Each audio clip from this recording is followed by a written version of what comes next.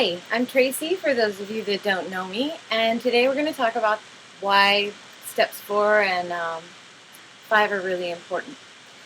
So, let's just say that your higher power is the ocean, just because that's easy.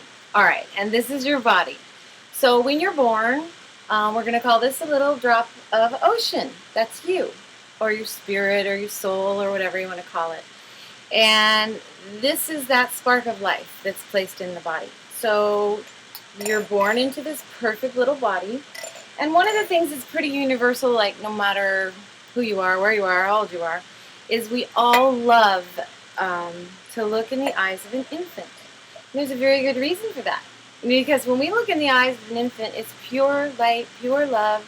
There's no stories there. There's nothing wrong. It's like just looking into God's eyes, or looking into the universe's eyes, or whatever.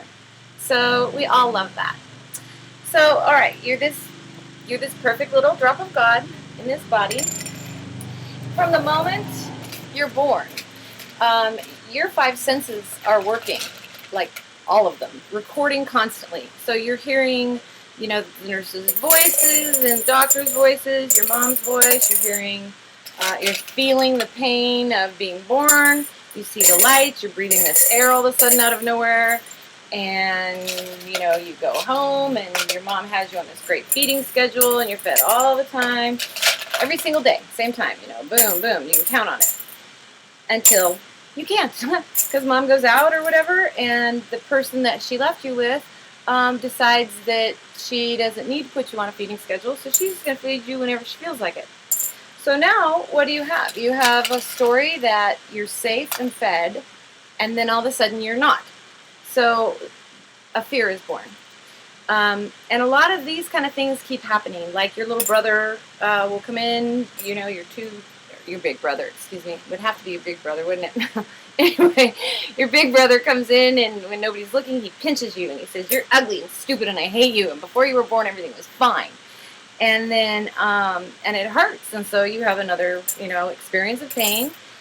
And then, but when mom comes in the room, he's like, "Oh, you're so cute, you're so sweet, mommy, can I hold her?" And so you're getting these conflicting stories. And this stuff continues, blah, blah, blah. You're growing up, and you fall, and you skin your knees, or you bonk your head, or whatever, and it hurts, and your mom says, "Don't cry, you're not a baby anymore, you're not supposed to cry." And so you start, you're believing everything that's told to you because you don't know otherwise. You don't really have a choice. Just believe pretty much what you're told when you're a kid.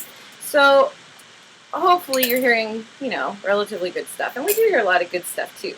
But let's just talk about stuff that's harmful. Like, let's say you're, 5 or 6 and you're molested, and or some kind of trauma happens, or you're in an accident or something, and there's a secret involved, and you're, again, that fear, you're told not to tell.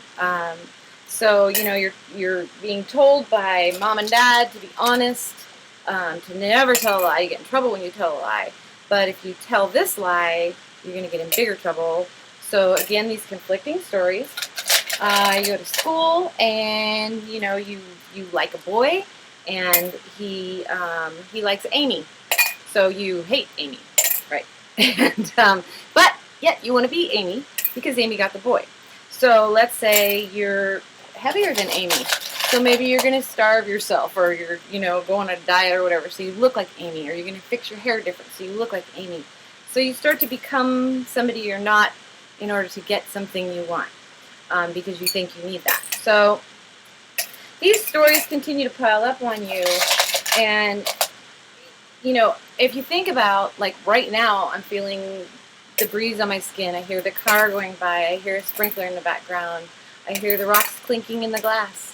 I see, smell, touch, everything, and all of this is being recorded in this moment. So we have bazillions of these memories going on, and we're smart, we're stupid, we're pretty, we're ugly, we're fat, we just are messy. Okay, by the time we get in junior high school, that age, it's no wonder we're getting high. We're just completely confused. So The other thing I find interesting is if you look at a child between like 3 and 7, somewhere in there, that light starts to dim out, and it's kind of an interesting thing to look at. So here we are. I mean, we're just like in junior high school, maybe not even junior high, and where have you gone? Where's the light? You might see a little glimpse of it now and then, but it's getting dark in there.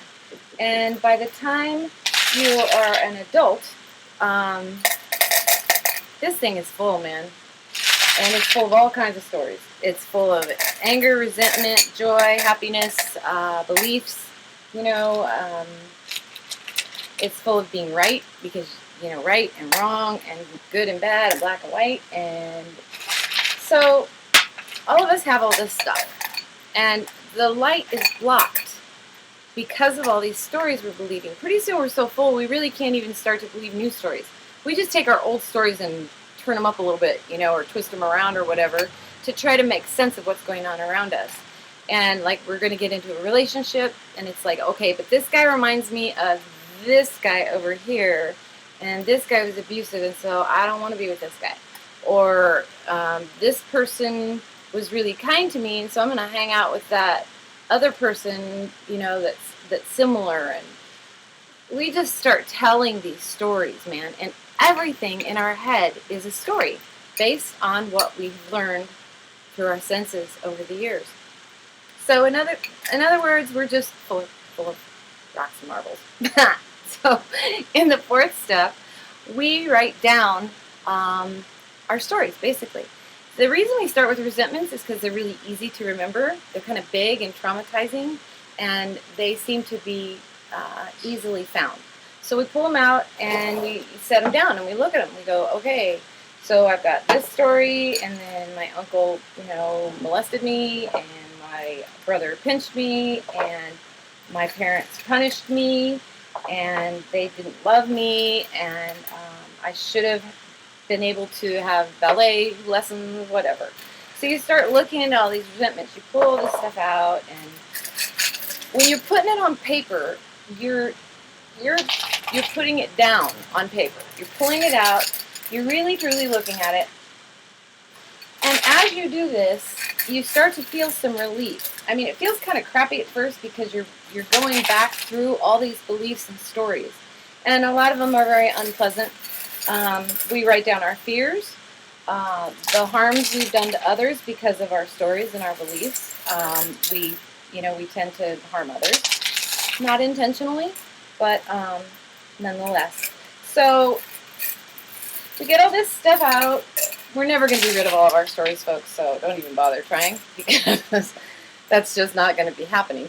But what we do have is we have the ability now to look at a majority of these and determine for ourselves as adults, do we believe this story, that our mom didn't love us, because we were put on restriction. She didn't let us go out. She put us on restriction. No, you know what? I'm going to change that story to my mom looked out for me and had her best intentions. And so I kind of transform that story into something a little bit lighter and more loving. And I exchange that story for my new perception. And that's what the fifth step is all about, is getting a fourth and fifth is getting a new perception, a new way to look at what has occurred to you.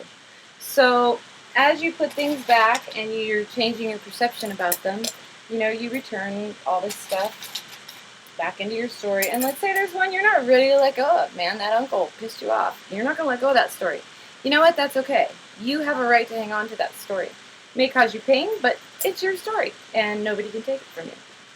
So then what happens is, after you've worked these steps, pretty soon something really interesting happens. You can start to see that light again. And one of the things that I've noticed, one of the things that drew me to the 12-step programs, was that people have a sparkle in their eye. And I personally think that the reason they have a sparkle in their eye is because they've cleaned house. And that allows the sunlight of the Spirit to shine through once again. And after all, that's what we want. So, that's for you.